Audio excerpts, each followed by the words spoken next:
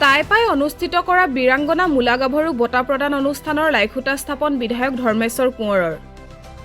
চৰাইদেউ জিলাৰ সোণাৰী নগৰৰ বানফেৰা খেলপথাৰত 6 মাৰ্চ তাৰিখৰ পৰা 8 মাৰ্চ তাৰিখলৈ 3দিনীয়া বৰ্ণাঢ্য কাৰ্যসূচীৰে টাই আহোম যুৱ পৰিষদ অসম টাইপা চৰাইদেউ জিলা সমিতিৰ উদ্যোগত ত্ৰয়োদশ বাৰ্ষিক বীৰাংগনা মূলা গাভৰু বঁটা প্ৰদান অনুষ্ঠান অনুষ্ঠিত কৰিবলৈ লোৱা হৈছে। কালি মাংগলিক ৰীতি নীতিৰে উক্ত অনুষ্ঠানৰ লাইখুটা স্থাপন কৰে সোণাৰী বিধানসভা সমষ্টিৰ বিধায়ক ধৰ্মেশ্বৰ কোঁৱৰে।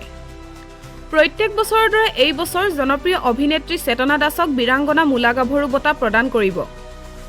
লাইখুটা স্থাপন অনুষ্ঠানত সমাজকৰ্মী মণি গগৈ, টাইপা কেন্দ্ৰীয় সমিতিৰ কাৰ্যকৰী সভাপতি ভৃগু হাতীমুৰীয়া, সহকাৰী সম্পাদক ৰিবুল বৰগোহাঁই, জিলা সমিতিৰ সভাপতি ভৱানন্দ বৰগোহাঁই, কাৰ্যকৰী সভাপতি পূৰ্ণ কোঁৱৰ, যুটীয়া সম্পাদক নবল আহন, চিৰাজ চেতিয়া, সহকাৰী সম্পাদক নিত্যা বৰাৰ লগতে বহু সংখ্যক বিশিষ্ট ব্যক্তি উপস্থিত থাকে।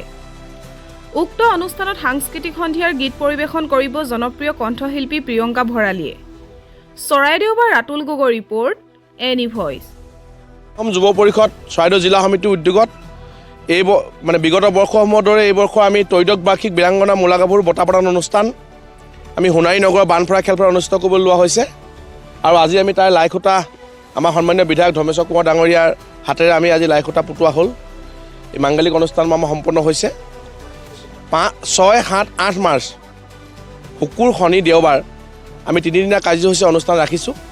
আমাৰ গোটেইকেইদিনৰ কাৰ্যসূচীত এখন আমাৰ বাণিজ্য মেলা থাকিব, লগতে আমাৰ ছাত্ৰ ছাত্ৰীসকলৰ কাৰণে জুবিন গাৰ্গৰ গীতৰ অনুষ্ঠান থাকিব, প্ৰতিযোগিতা থাকিব, জুবিন গাৰ্গৰ নৃত্যৰ প্ৰতিযোগিতা থাকিব। ঠিক তেনেধৰণে তাৰ পাছত আমি 8 তাৰিখে যি আমাৰ অনুষ্ঠান আছে তাত আমি সাংস্কৃতিক শোভাযাত্ৰাই আমি অনুষ্ঠান আৰম্ভ কৰিম। তাৰ পাছত আমি দুপৰীয়া আমি মুকলি সভা অনুষ্ঠিত কৰিম। আৰু সেই মুকলি সভাতে আমি অসমৰ খ্যাতিনামা আমাৰ জ্যেষ্ঠ নায়িকা চেতনা দাস বাইদেউক আমি বীৰাংগনা মূলা গাভৰু বঁটাৰে সন্মানিত কৰিম। আমাৰ বঁটা প্ৰদান কৰিব টাইপাৰ মুখ্য উপদেষ্টা দিলীপ গগৈ আৰু কেন্দ্ৰীয় সমিতিৰ সভাপতি মানচাও দিগন্ত তামুলী দেৱে বঁটা প্ৰদান কৰিব। আৰু সন্ধিয়ালৈ আমাৰ সাংস্কৃতিক অনুষ্ঠান আৰু এখন মুকলি সভা অনুষ্ঠিত হ'ব। তাত আমাৰ জাতীয় জনগোষ্ঠী সংগঠনৰ নেতৃবৃন্দ উপস্থিত থাকিব, অসম চৰকাৰৰ কেইবাজনো মন্ত্ৰী উপস্থিত থকাৰ কথা ইতিমধ্যে আমাক দিছে। আৰু আমি প্ৰিয়ংকা ভৰালী জনপ্ৰিয় গায়িকা তেখেতৰ যি সংগীতানুষ্ঠান সেই সংগীতানুষ্ঠান অনুষ্ঠিত হ'ব। আমি সদৌতি ৰাইজৰ সহায় সহযোগিতা আমি কামনা কৰিছোঁ। বিগত বৰ্ষসমূহত যেনেধৰণে ৰাইজৰ সহায় সহযোগিতা অকণিতভাৱে আমাক সহযোগিতা আগবঢ়াই আহিছিলে। আৰু আমি বানফেৰা খেলপথাৰ আমি অনুষ্ঠানটো আমি সকলো শ্ৰেণীৰ ৰাইজৰ জাতি বৰ্ণ ধৰ্ম নিৰ্বিশেষে আমি সহযোগিতা বিচাৰিছোঁ।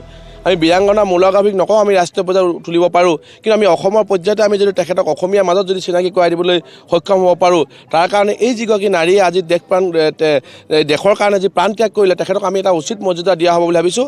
আৰু আমি মূলা গাভৰু স্মৃতি দিৱস বঁটা প্ৰদান অনুষ্ঠানটো আমি চৰাইদেউৰ পৰা আৰম্ভ কৰিছিলোঁ, যাতে আমি অসমৰ মাজত গোটেই অসমীয়া মানুহৰ মাজত যাতে মূলা গাভৰুক আমি পুনৰ তুলাই আনিব পৰা যায় তাৰ ব্যৱস্থা আমি কৰিবলৈ যত্ন কৰিছোঁ।